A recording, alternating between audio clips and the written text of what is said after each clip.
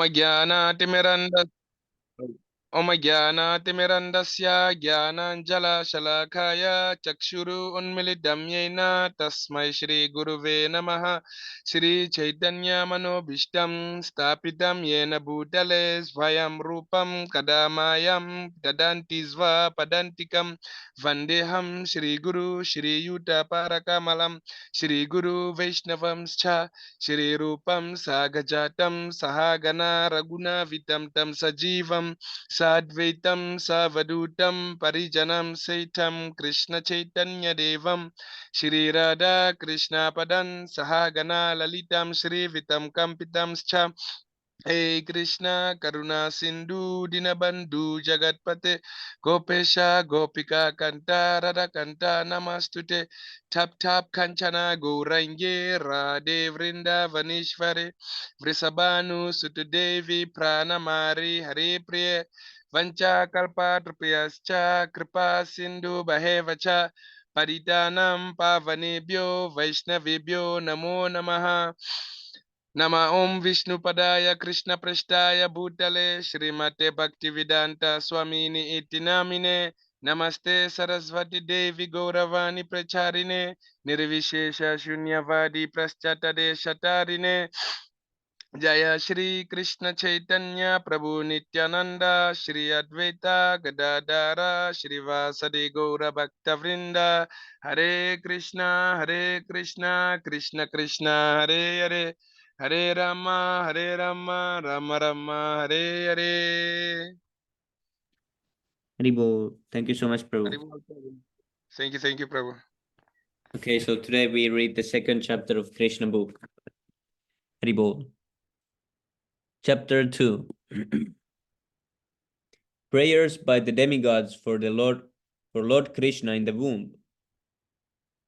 King Kamsa not only occupied the kingdom of the Yadu, Bhoja, and Andaka dynasties and the kingdom of Surasena, but he also made alliances with all the other demoniac kings as follows: the demon Pralamba, demon Baka, demon Chanura, demon Trinavarta, demon Agasura, demon Mustika, demon Arishta, demon Dvivida, demon Putana, demon Keshi, and demon Denuka.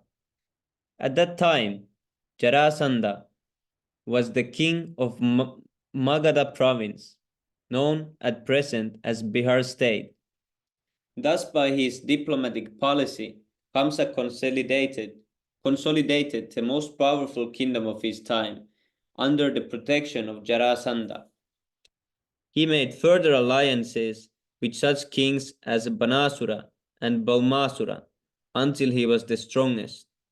Then he began to behave most inimically towards the Yadu dynasty, into which Krishna was to take his birth.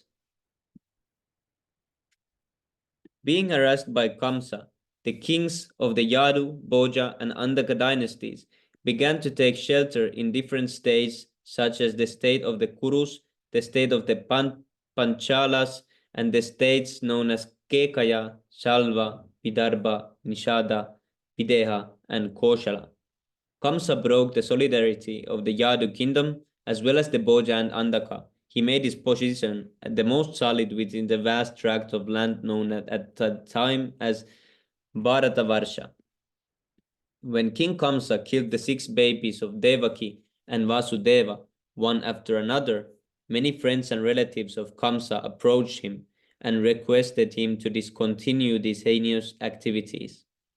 But all of them became worshippers of Kamsa. When Devaki became pregnant for the 7th time, a plenary expansion of Krishna known as Ananta appeared within her womb. Devaki was overwhelmed both with jubilation and lamentation. She was joyful, for she could understand that Lord Vishnu had taken shelter within her womb, but at the same time, she was sorry that as soon as her child would come out, Kamsa would kill him. At that time, the Supreme Personality of Godhead, Krishna, being compassionate upon the fearful condition of the Yadus due to atrocities committed by Kamsa, ordered the appearance of his Yoga Maya, or his internal potency. Krishna is the Lord of the universe, but he is especially the Lord of the Yadu dynasty. This Yoga Maya is the principal potency of the personality of Godhead. In the Vedas, it is stated that the Lord, the Supreme Personality of Godhead, has multipotencies. Parasya Shaktir Vividaiva Shruyate.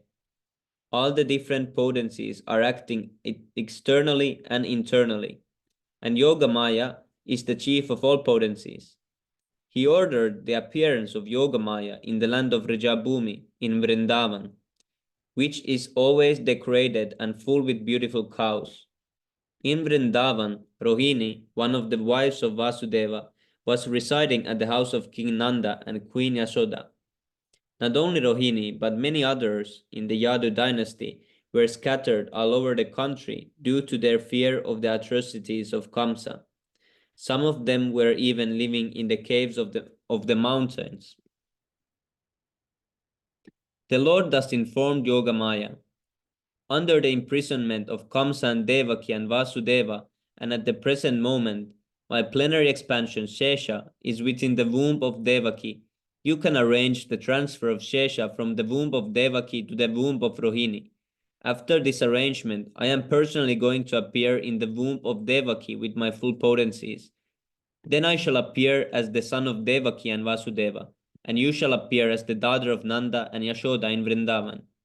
Since you will appear as my contemporary sister, people within the world will worship you with all kinds of valuable presentations, incense, candles, flowers, and offerings of sacrifice.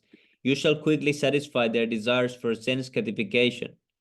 People who are after materialistic affection will worship you under the different forms of your expansions, which will be named Durga, Bhadrakali, Vijaya, Vaishnavi, Kumuda, Chandika, Krishna,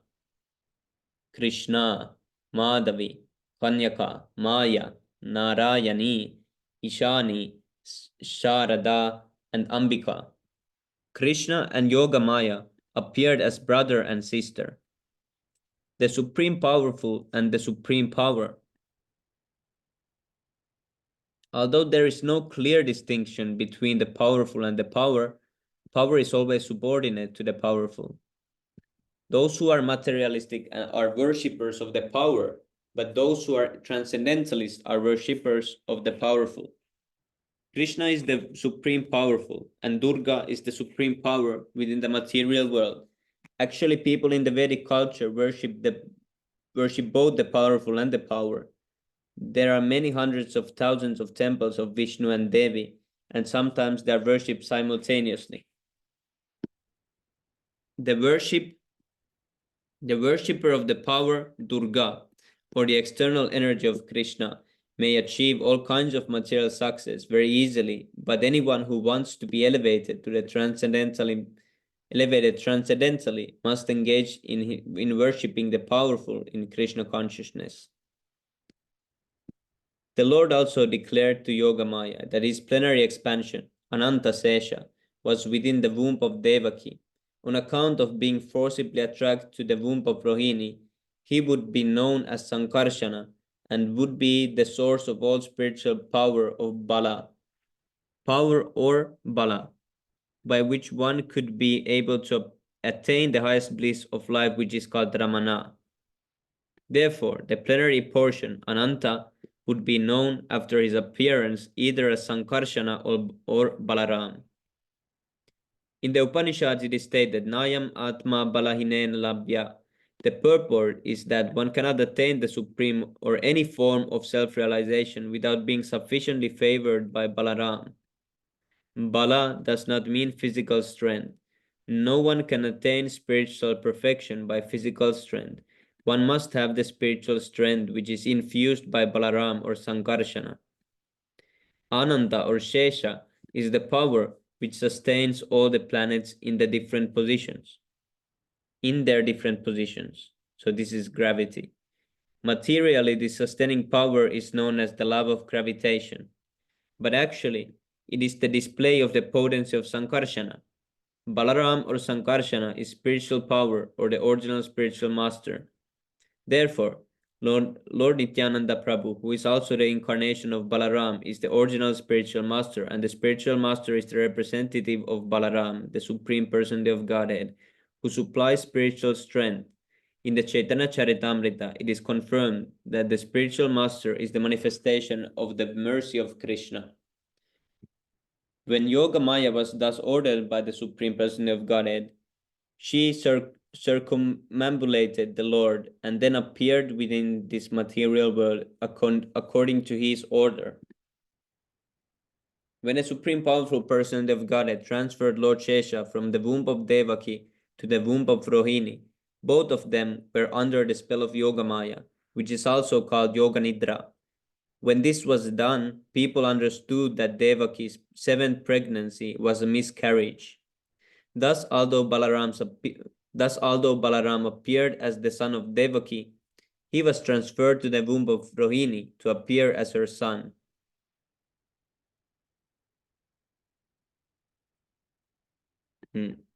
After this arrangement, the Supreme Personality of Godhead, Krishna, who is always ready to place his full potencies in his unallied devotees, entered as the Lord of the whole creation within the mind of Vasudeva. It is understood in this connection that Lord Krishna first of all situated himself in the unallied heart of Devaki. He was not put into the womb of Devaki by seminal discharge. The Supreme Person of Godhead, by his inconceivable potency, can appear in any way. It is not necessary for him to appear in the ordinary way by seminal injection within the womb of a woman.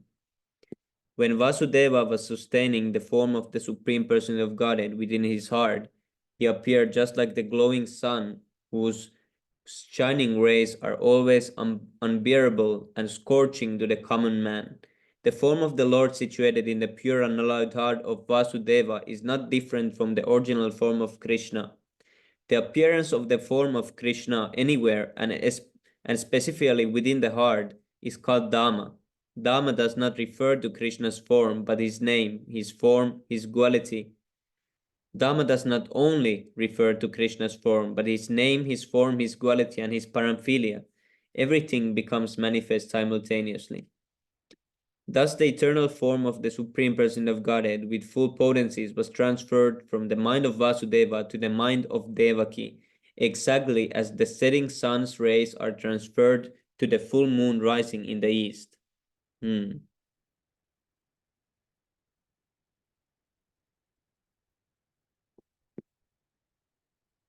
Krishna, the Supreme Person of Godhead, entered the body of Devaki from the body of Vasudeva.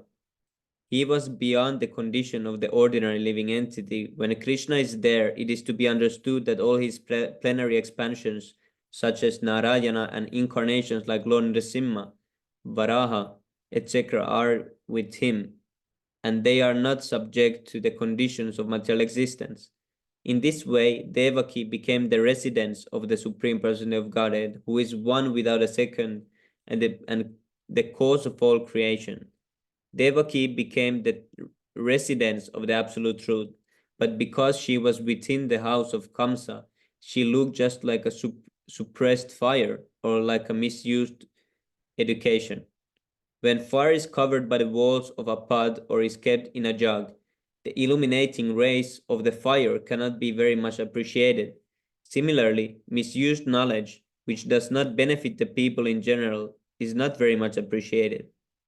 So Devaki was kept within the prison walls of Kamsa's palace, and no one could see the transcendental beauty which resulted from her conceiving the Supreme Personality of Godhead. Kamsa, however, saw the transcendental beauty of his sister Devaki, and he at once concluded that the Supreme Personality of Godhead had taken shelter in her womb.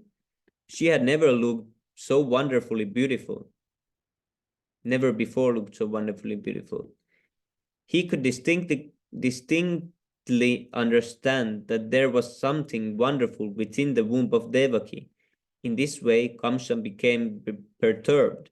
He was sure that the Supreme Person of Godhead would kill him in the future and that he had now come. Kamsa began to think, what is to be done with Devaki? Surely she has Vishnu or Krishna within her womb.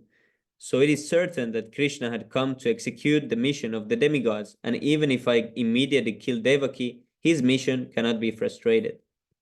Okay, Haribol, who wants to continue from this part? Hare Krishna, Vivek Prabhu and Pranjal Prabhu, Dandar Pranam, Jai Shri Prabhupada. Hare Krishna Prabhu, all Guru Shri Prabhupada, Jai Shri Prabhupada, Yeah, Dandavat Pranam. Thanks, Prabhu. anyone can Okay. continue. Can I continue, Prabhu? Yes, Prabhu. Okay. Kamsa knew very well that no one can frustrate the purpose of Vishnu. Any intelligent man can understand that the laws of God cannot be violated. His purpose will be served in spite of all impediments offered by the demons. Kamsa thought, if I kill Devaki at the present moment, Vishnu will enforce his uh, supreme will more vehemently. To kill Devaki just now would be a most abominable act. No, one desire to kill his reputation even in an awkward situation. If I kill Devaki now, my reputation will be spoiled. Devaki is a woman, and she is under my shelter. She is pregnant, and if I kill her immediately, all my reputations, the result of pious activities and durations of life, will be finished. He also frustrated further deliberated a person who is too cruel even in this lifetime is as good as dead. Oh, okay. No, no. One likes a cruel person during his lifetime, and after his death, people curse him on account of his self identification with the body. He must be degraded and pushed into the darkest region of hell. Kamsa those meditated on all the pros and cons of killing Devaki at that time. Kamsa finally decided not to kill Devaki right away, but to wait for the inventable future. Further, okay. Future, okay. But his mind became absorbed in animosity against the uh, personality of Godhead. He patiently waited for the deliverance of the child, expecting to kill him as he had done previously with the other babies of Devaki, those being merged in the ocean of animosity against the personality of Godhead. He began to think of Krishna and Vishnu while sitting, while sleeping, while walking, while eating, while working in all the situations of his life. His mind became so much absorbed with the thought of the Supreme Personality of Godhead that indirectly he could see only Krishna or Vishnu around him. Unfortunately, although his mind was so absorbed in the thought of Vishnu, he is not recognized as a devotee because he was thinking of Krishna as an enemy. The state of mind of a great devotee is also to be always absorbed in Krishna, but a devotee thinks of him favorably, not unfavorably. To think of Krishna favorably is Krishna consciousness, but to think of Krishna unfavorably is not Krishna consciousness. At this time, Lord Brahma and Lord Shiva, accompanied by great sages like Narada and followed by many other demigods, invisibly appeared in the house of Kamsa. They began to pray for the Supreme Personality of Godhead in select prayers, which are very pleasing to the devotees and which award fulfillment of their desires. The first words they spoke acclaimed that the Lord is true to his oath. As stated in the Bhagavad Gita, Krishna descends in this material world just to protect the pious and destroy the impious. That is his vow. The demigods could understand that the Lord had taken his residence within the womb of Devaki in order to fulfill this vow. The demigods were very glad that the Lord was appearing to fulfill his mission, and they addressed him as Satyam Param, or the supreme person of supreme absolute truth. Everyone he is searching after the truth. That is the philosophical way of life. The demigods give information that the supreme absolute truth is Krishna. One who becomes fully Krishna consciousness can attain the absolute truth. Krishna is the absolute truth. Relative truth is not truth in all the three phases of eternal truth. Sorry, eternal time. Time is divided into past, present, and future. Krishna is truth always, past, present, and future. In the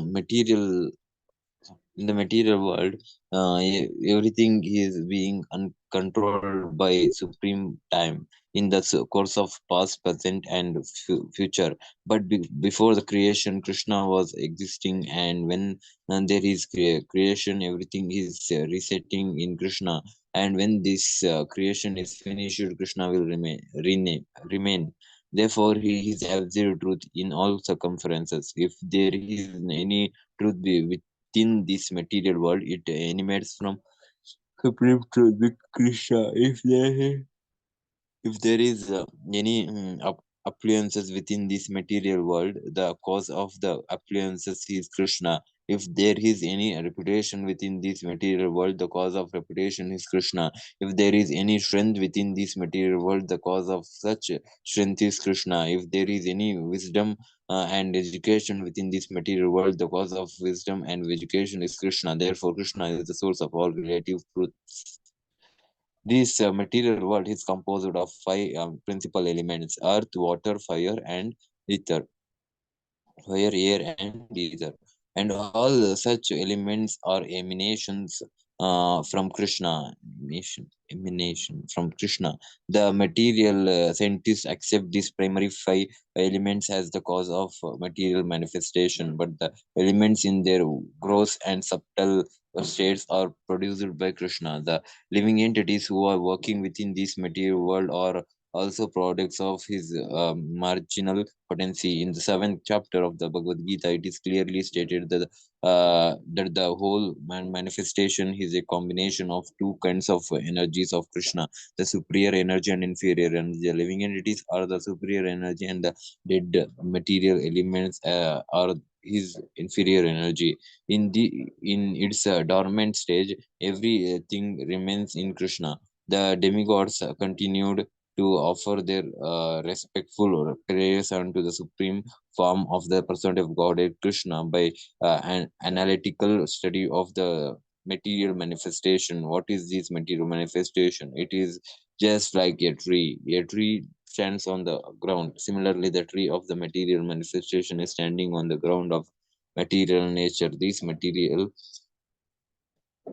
manifestation is compared with a tree uh, tree, because a tree is unlimitedly cut off in due course of time. At a tree is called vraksha. Vraksha. Vraksha means that thing which will be ultimately cut off. Therefore, this tree of the material manifestation cannot be accepted as ultimate truth. The influence of time is on the material manifestation, but Krishna's body is eternal. He existed mm, before the material manifestation. He is existing while the material manifestation is continuing, and when it will be resolved, he will be continued to exist. The Katha Upanishad also Yes, Katha Upanishad also cites this example of tree of material manifestation. Video manifestation, standing on the ground of material nature. This tree has two kinds of fruits, besides distress and happiness. Those who are living on the tree of the body are just like two birds. One bird is the localized accepts of Krishna, known as the Paramatma, and the other bird is the living entity. The living entity is the eating the fruits of this material manifestation. Sometimes he eats the fruits of happiness, and sometimes he eats the fruits of distress. But other birds is not interested in eating the fruit of distress or happiness, because he is self satisfied. The Katha Upanishad states that one bird on the tree of the body is eating the fruits and other bird, he is simply witnessing. The roots of this tree extended in three directions. That means that the root of the tree is the three modes of material nature. Oh, goodness, passion, and ignorance. Just as the tree's root expands, so by association of the modes of material nature, goodness, passion, and ignorance, one expands is the duration of material existence. The taste of the fruits are of four kinds: religiosity, religiosity. Next one, economic development, gratification, and ultimately liberation. According to the different association in the three modes of material nature, the living entities are tasting different kinds of religiosity, different kinds of economic development, different kinds of sense gratification, and different kinds of liberation. Partially, um, all material work is performed in ignorance, but because there are three qualities, sometimes the quality of ignorance is covered with the goodness or passion. The taste of this material fruits is accepted through the five senses. The five senses organs through which knowledge is acquired are subjected to six kinds of whips: lamentation, illusion, infirmity, death, hunger, angry, and thirsty. Uh, thirsty. Okay, this material body or the material manifestation is covered by seven layers: skin, muscle, flesh, marrow, bone, fat, and semina. The branches of the tree are eight: the earth, water, fire, air, ether, mind, intelligence, and ego. There are nine gates in the east body: the two eyes, two nostrils, two ears, one mouth, one genital, one rectum. And there are 10 kinds of eternal hair passing within the body: prana, apana, udhana, vyana, samana, etc. The two birds seated in this tree as expanded above or the living entity and localize the supreme personality of Godhead. The root of the root cause of the material manifestation described here in the supreme personality of Godhead. The supreme personality of Godhead expands himself and takes charge of the three qualities of the material world. Vishnu takes charge of the modes of goodness, Brahma takes charge of modes of passion, and Lord Shiva takes charge of the modes of ignorance. Oh. Brahma, by the modes of passion, creates this manifestation. Lord Vishnu maintains this manifestation by the goodness of modes of goodness, and Lord Shiva annihilates it by the modes of ignorance. The whole creation ultimately resets in the Supreme Lord. He is the cause of all. He is the cause of creation, maintenance, and desolation. And when the whole manifestation is resolved in its subtle form as the energy of the Lord, it resides within the body of the Supreme Lord. At the present, the demigods prayed the Supreme Lord Krishna is appearing just for the maintenance of this manifestation. Actually, the supreme cause is one, but being deluded by the three modes of material nature, less intelligent person sees that the material world is manifested through different causes. Those who are intelligent can see that the cause is one, Krishna, as it is stated in Brahma Samhita, Sarva Karana Karanam. Krishna is the supreme personality of God. He is the cause of all causes. Brahma is the deputed agent for creation. Vishnu is the expansion of Krishna for maintenance, and Lord Shiva is the expansion of Krishna for resolution. Our dear Lord, the demigods prayed, it is very difficult to understand your eternal form of personality.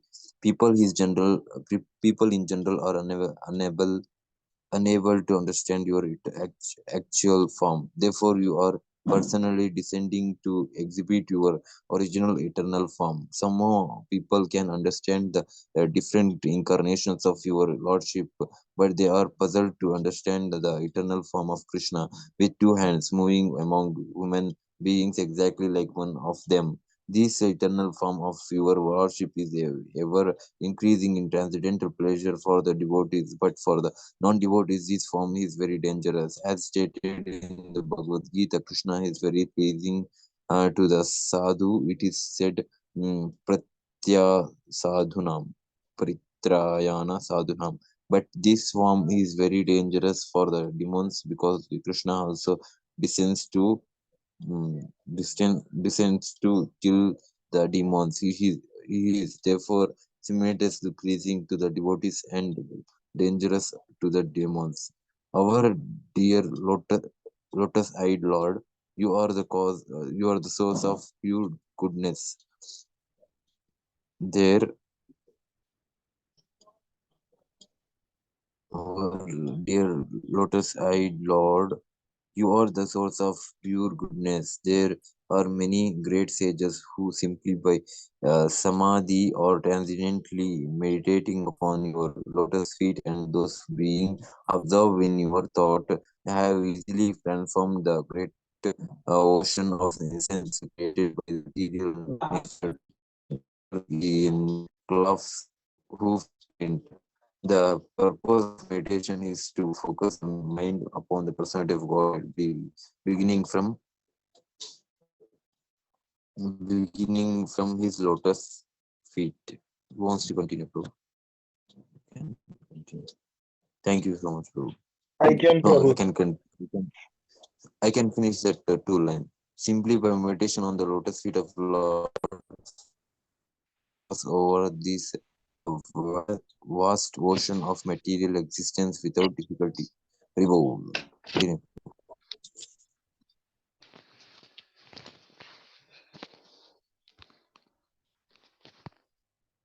Are you done, Prabhu? Yeah, provider. Then Where should I start, Prabhu? Yeah, Prabhu. Where you highlighted? Yes, Prabhu. Oh, self-illuminated, ne?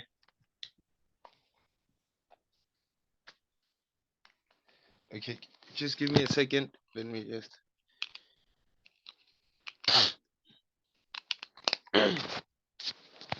O self-illuminated one, the great saintly person who have uh, O self-illuminated one, the great saintly person who have crossed over the ocean of nescience by the help of the transcendental boat of your lotus feet, have not taken away the boat. It is still lying on this side. The demigods are using a nice simile. If one takes a boat to cross over a river, the boat also, the boat. Okay, I lost my place now. The boat also, the boat also, the boat also goes with one to the other side of the river. And so when one reaches their destination, how can the same boat be available to those who are still on the other side? To answer this difficulty, the demigods say in the prayer that the boat is not taken away, the devotees still remaining on the other side are able to pass over the ocean of material nature because the pure devotees do not take the boat with them when they cross over. Hmm. When one simply approaches the boat, the whole ocean of material nescience is reduced to the size of water in a calf's hoof print. Prabhu, what is that actually? A calf's hoof print? It's a little cow that when he presses the ground with his feet, there is the print of the hoof. Oh, now I get it. Yes, Oh, Prabhu. so the ocean becomes so small like that when you Yes, Prabhu. cross, ne? Okay. Therefore, the devotees do not need to take a boat to the other side. They simply cross the ocean immediately. Because the great saintly persons are compassionate towards all conditioned souls. The boat is still lying at the lotus feet on the Lord. One can meditate upon his feet at any time and by And by so doing, one can cross over the great ocean of material existence. Meditation means concentration upon the lotus feet of the Lord. The lotus feet of the Lord, feet, indicates the supreme personality of Godhead. Those who are impersonalists do not recognize the lotus feet of the Lord, and therefore the object of meditation is something impersonal. The demigods express the mature verdict that persons who are interested in meditating on something void or impersonal cannot cross over the ocean of nescience. Such persons are simply imagining that they have become liberated. Oh, lotus. Can I just take a screenshot? Okay. Liberated, O lotus-eyed Lord. Their intelligence is contaminated because they fail to meditate upon the lotus feet of your lordship.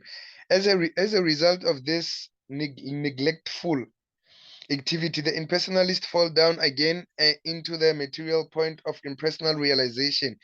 Impersonalists, after undergoing serve serve austerities and presence, merge themselves into the Brahma effulgence of or impersonal Brahman existence, but their minds are not free from material contamination. They have simply tried to negate the material ways of thinking.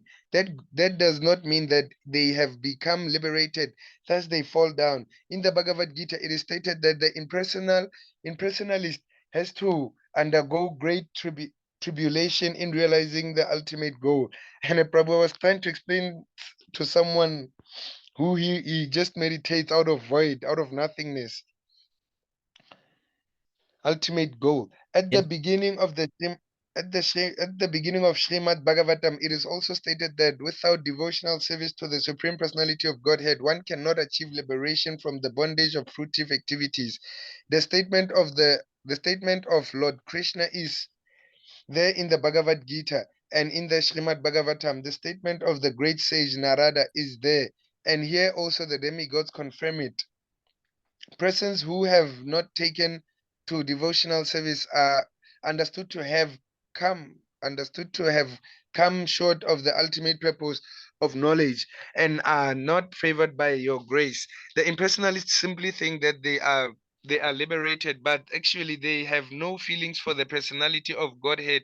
They think that when Krishna comes into the material world, he accepts a material body.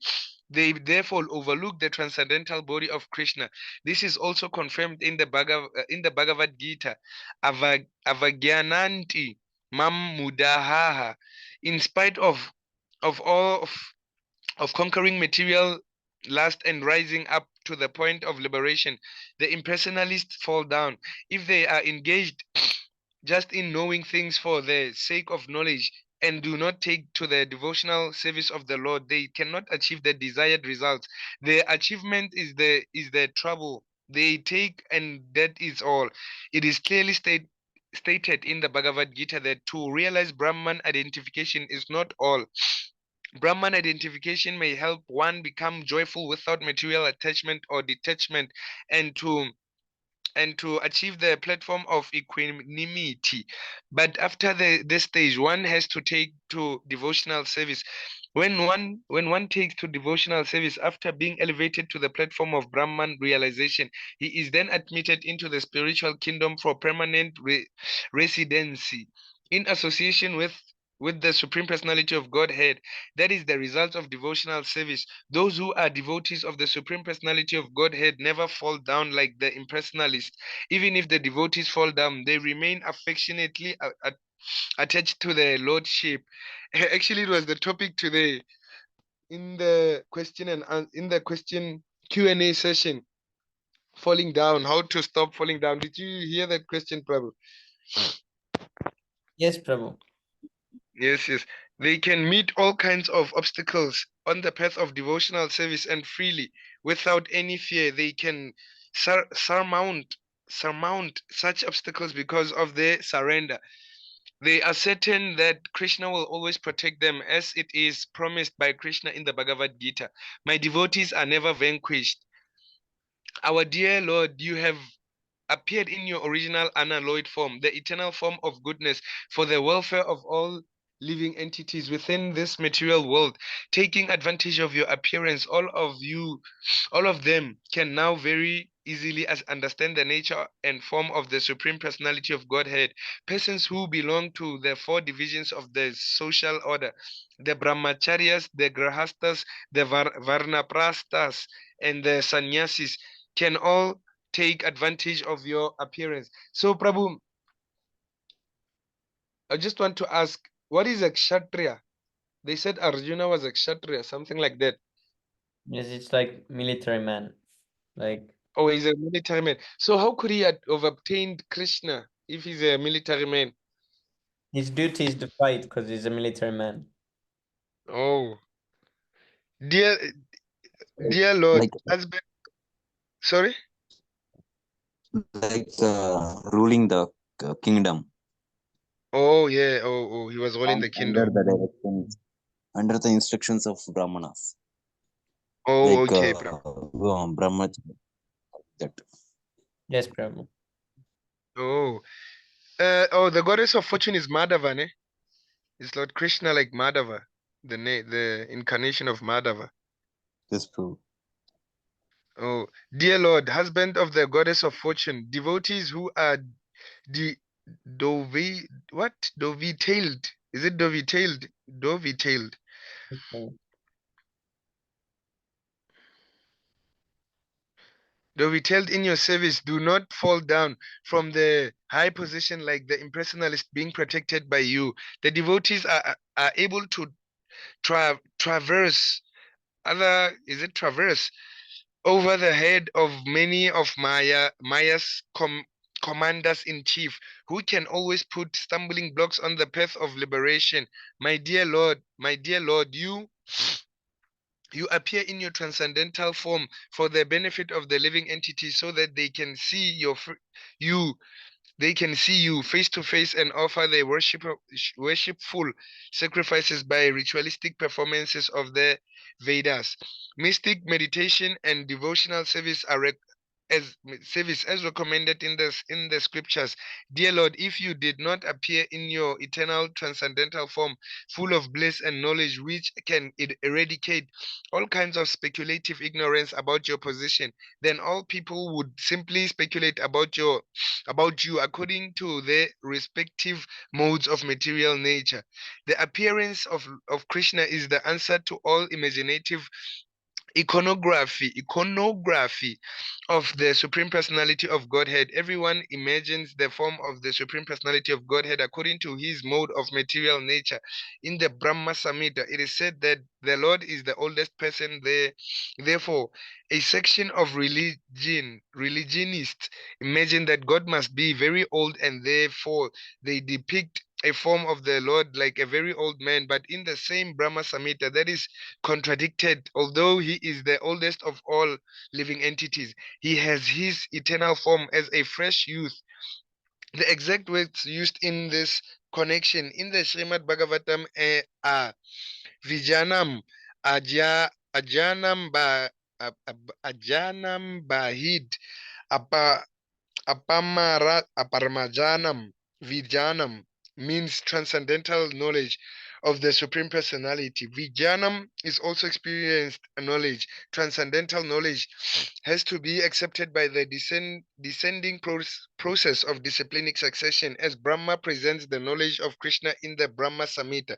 Brahma Samhita is Vijanam, as we realized by Brahma's transcendental experience, and in that way he presented the form and the pastimes of Krishna in the transcendental abode. Agyana means that which can match all kinds of speculation in ignorance.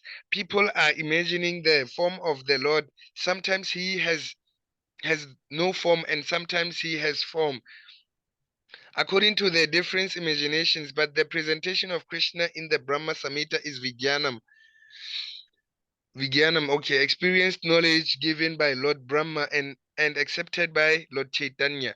There is no doubt about it. Sri Krishna's form, Sri Krishna's fluid, Krishna's color, everything is reality. Here it is said that this Vijnanam is always defending all kinds of speculative knowledge. Therefore, without your appearance as Krishna, as you are, neither Agyana Bidi. How do you pronounce that one? Agyana Bidi. Agyana Bid. Agyana Bid. Ne science of speculative knowledge. No Vigyanam. Speculative knowledge of ignorance will be vanquished, and the real experienced knowledge of authorities like Lord Brahma will be established. Men influenced by the three modes of material nature imagine their own gods according to the modes of material nature. In this way, God is presented in various ways, but your appearance will establish what the real form of God is. The highest blunder committed by the impersonalist is to think that when the incarnation of God comes, he accepts the form of matter in the mode of goodness. Actually, the form of Krishna or Narayana is transcendental to any material idea. Even the highest impersonalist, Sankara Shai, has admitted that Narayana Pravo Vyakatat. The material creation is caused by the Avyakyata impersonal manifestation of matter or the non-phenomenal total reservation of matter, and Krishna is transcendental to the material conception that is expressed in the Srimad Bhagavatam. Is it Bhagavatam? As Sudaha, Sattva, or transcendental, he does not belong to the material modes of goodness, and he is above the position of material goodness. He belongs to the transcendental eternal status of bliss and knowledge. Dear Lord, when you appear in your different incarnations, you take different names and forms according to the different situation. Lord Krishna is your name because you are all attractive. You are called Shayam Sundara because of, is it Shayam Sundara? Because Shyama of your Sundar. eternal Shyama Can you Sundar. repeat? Hell, it kills me every time. Shayam Sundra. Shyama. Shama Sundra. Yeah, Shyama Sundar. Oh, Shayam Sundra. Dara. I don't have it in my tongue, eh? Shayam Sundra. Because of your transcendental beauty. Shyam means blackish, yet they say that you are no, you are more beautiful than thousands of cupids. Kanda Kandapara Koti Kaya Kamani, yeah. Although you appear in a color which is compared to the blackish cloud, oh, blackish cloud, because you are transcendental absolute. Your beauty is many, many times more attractive than the delicate body of Cupid. Sometimes you are called Grihari, Giridhari. because sorry? Giridhari. Giri, Gi- Gidihari, Giridhari. Gidir, Gididari, Very good. Giridari. Because you lifted the hill known as Govindana, Govardhan. Govardhan Hill. Okay, Oh, Govardhan. You are sometimes called Nandananda,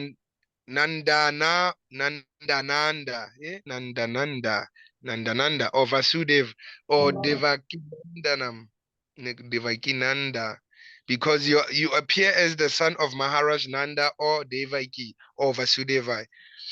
In personalists think that your many names or forms are according to a particular type of work and quality because they accept you from the position of a material observer.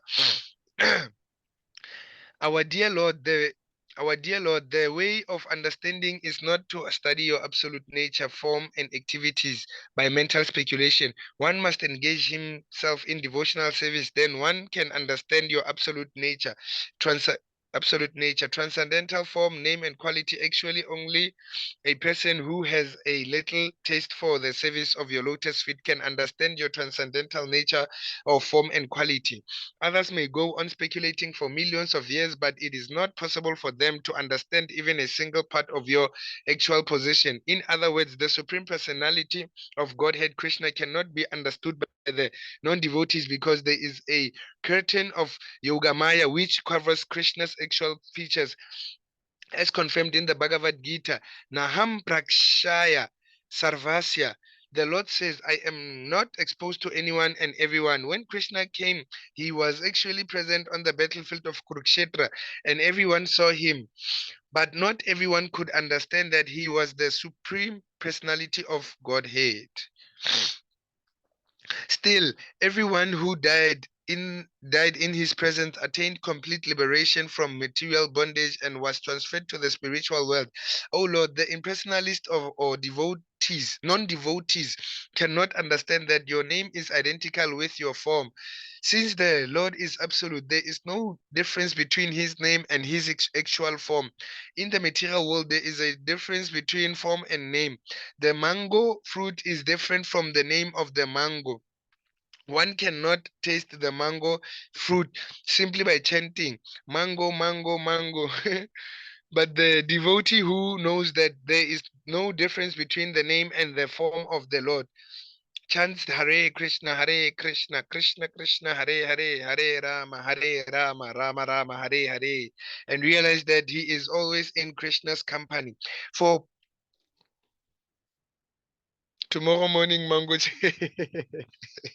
So, For persons who are not very advanced in absolute knowledge of the Supreme, Lord Krishna exhibits his transcendental pastimes. They can simply think of the pastimes of the Lord and get the full benefit. Since there is no difference between the transcendental name and form of the Lord, there's no difference between the transcendental pastimes and the form of the Lord. For those who are less intelligent, like women, hey, and I was reading a scripture, it was like chapter 1, verse 40, it was talking about women, yes, Prince. uh, like women, laborers, or the mercantile class. The great sage Vasudev, Vasudev, is it Vasudeva? There's Vyasadeva, Vasudevaya and Vyasadeva. Vasudeva. This is Vyasadeva. Of Vyasudev wrote Mahabharata. In the Mahabharata, Krishna is present in his different activities. Mahabharata is his story. And simply by studying, hearing, and memorizing the transcendental activities of Krishna, the less intelligent can also gradually rise to the standard of pure devotees.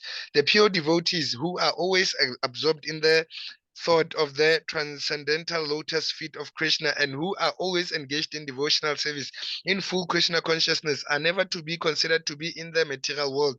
Sri Rupa Goswami has explained that those who are always engaged in Krishna consciousness by body, mind, and activities are to be considered liberated even within this body. This is also confirmed in the Bhagavad Gita.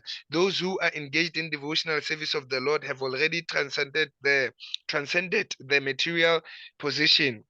Krishna appears to give a chance both to the devotees and non devotees for realization of the ultimate goal of life. The devotees get the direct chance to see him and worship him. Those who are not on that platform get the chance to become acquainted with his activities and thus becomes elevated to the same position. Oh dear Lord, the demigods continued, you are unborn, therefore we do not find any reason for your appearance other than your other than for your pleasurable pastimes. Although the reason for the appearance of the Lord is stated in the Bhagavad Gita, he descends just to give protection to the devotee and vanquish the non-devotee. Actually, he descends for his pleasure, meeting with the devotees, not really to vanquish the non-devotees. The non-devotees can be vanquished simply by material nature, the action and reaction of the eternal energy of material nature, creation, maintenance, and annihilation are being carried on automatically but simply by taking shelter on of your holy name, because your holy name and your personality are non-different. The devotees are sufficiently protected. The protection of the devotees and the inhalation annihilation of the non-devotees are actually not the business of the Supreme Personality of Godhead. When he descends, they are just for his transcendental pleasure. There cannot be any other reason for his appearance. Our dear Lord, you are appearing as the best of the Yadu dynasty. and we are offering our respectful, humble obeisances unto your lotus feet before this appearance. You also appeared as the fish incarnation, the horse incarnation, the tortoise incarnation, the swan incarnation, as King Ramachandra, as Paramsurama, and as many other incarnations. You appeared just to protect the devotees, and we request you in your present appearance as the Supreme Personality of Godhead Himself to give us similar protection all over the three worlds and remove all obstacles for the peaceful execution of our lives. Dear Mother Devaki, within your womb is the Supreme Personality of Godhead appearing along with all his plenary extensions.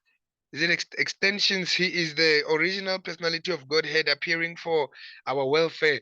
Therefore, you should not be afraid of your brother, the king of Bogja. Your son, Lord Krishna, who is the original personality of Godhead, will appear for the protection of the pious Yadu dynasty. The Lord is appearing not only alone but accompanied by his intimate plenary portions. Balaram. Devaki was very much afraid of her brother Kamsa because he had already killed so many of her children. She used to remain very anxious about Krishna. In the Vishnu Purana, it is stated that in order to pacify Devaki, all the demigods, along with their wives, used to always visit her to encourage her not to be afraid that her son would be killed by Kamsa. Krishna, who was within her womb, was to appear not only to diminish the burden of the world, but specifically to protect the interest of the Yadu dynasty. Certainly, the protection of Devaki and Vasudeva. Thus ends the Bhakti Vedanta purport of the second chapter of Krishna prayers by the demigods for Lord Krishna in the womb. Ribu.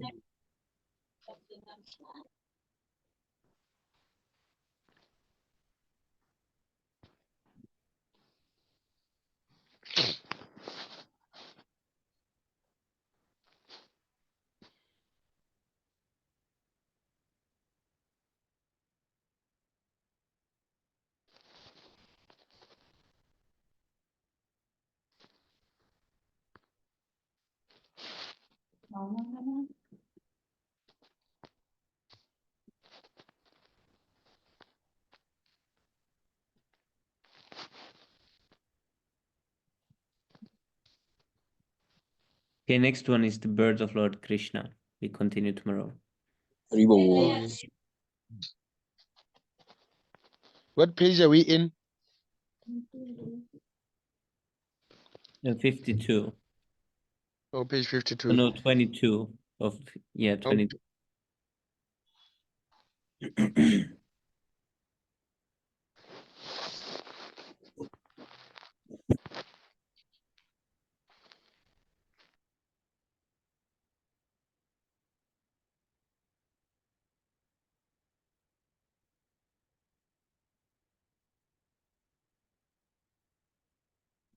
Terrible. Now let's go to 6 Astangam prayers.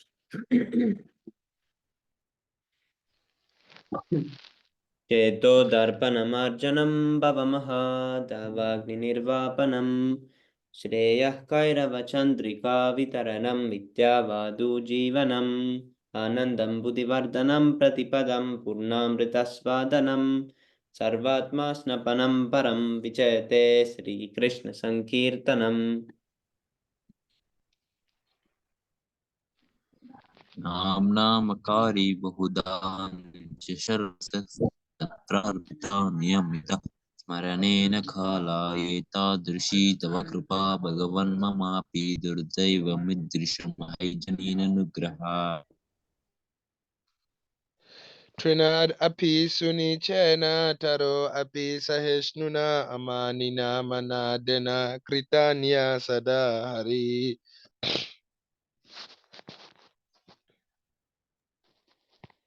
न धनं न जनं न सुन्दरीं कवितां वा जगदीश कामये मम जन्मनि जन्मनीश्वरे भवतद्भक्तिरहैतुकी त्वयि ऐनन्दतनुजकिङ्करं पतितं वां विषमेम्बुवाम्बुधौ कृपया तव पादपङ्कजास्तु तद्धूलीषु दशं विचिन्तया Nayanam Galadasrudaraya Vadanam Gadgadarudaya Giram Pulakairini Chitam Vapukada Twavanam Grihane Bhavishyati.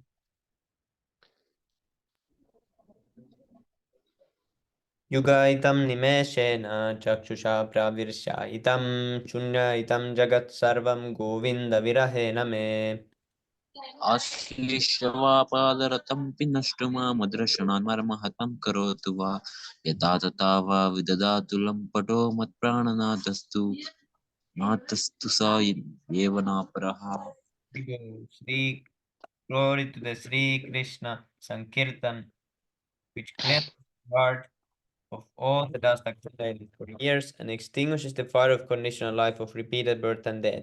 This Sankirtan movement is the prime benediction for humanity at large because it spreads the rays of the benediction moon. It is the life of all transcendental knowledge. It increases the ocean of transcendental bliss and it enables us to fully taste the nectar for which we are always anxious. Oh, Oh, continue.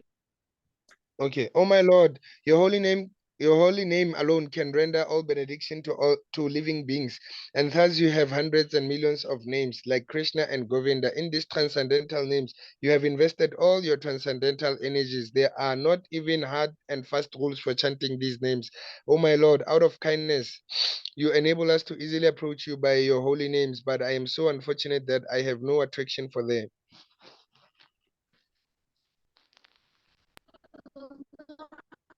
One should chant the holy name of the Lord in a humble state of mind, thinking oneself lower than the soil, the street. One should be more tolerant than a tree, devoid of all sense of false prestige, and should be ready to offer all respect to others. In such a state of mind, one can chant the holy name of the Lord constantly.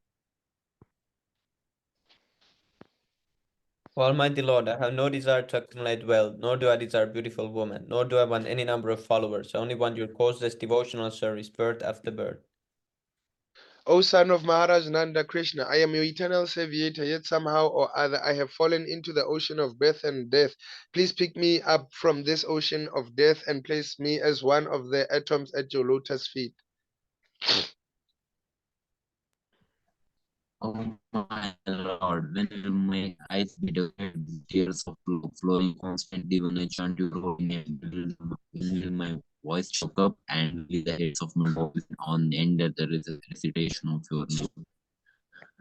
O Govinda, feeling your separations, I'm considering a moment to be like 12 years or more. Tears are flowing from my eyes like torrents of rain, and I'm feeling all vacant in the world in your absence. I know no one but Krishna as my Lord, and he shall remain so even if he handles me roughly by his embrace or makes me broken-hearted by not being present before me. He is completely free to do anything and everything, for he is always my worshipable Lord unconditionally. Haribo, Sri Siksastakam Ki Jai. We go die. Okay, the 10 offenses to the holy name. To blaspheme the devotees who have dedicated their lives for propagating the holy names of the Lord. Consider the glories of to consider the chanting of names of Yes, demigods like Brahma or Lord Shiva to be equal of chanting Lord Vishnu or independent of Lord Vishnu. Disobey the orders of the spiritual master and considering an ordinary person. Vibhu. to blaspheme the Vedic scriptures or scriptures in preference to the Vedic version. Consider the glories of chanting Hare Krishna to be imagination.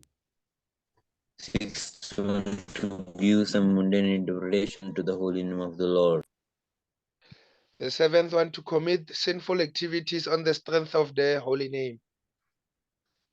To Eighth commit one, to sinful activities. consider the chanting of Hare Krishna to be one of the ritualistic activities mentioned in the fruitive mentioned in the Vedas as fruitive activities, karma kanda. I And think it's want to to instruct impact the the faithless faithful. persons. Okay, okay. Please ask, bro. Please ask. Sorry, you can go. Okay. Ninth one is to instruct a faithless person instruct a faithless person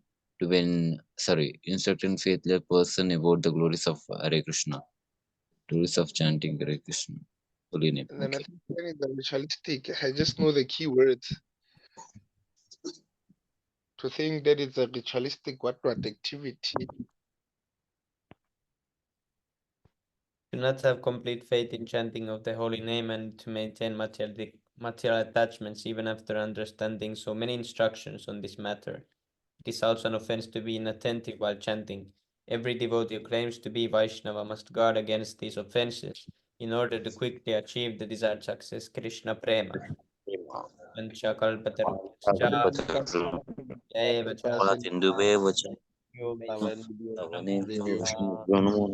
Ananda Gaudiya Vaishnava Thank you so much, Prabhu. Jai Nitai Thank you for your Prema submission, Prabhu. Hari Bol. Haribo. Hare Ribu.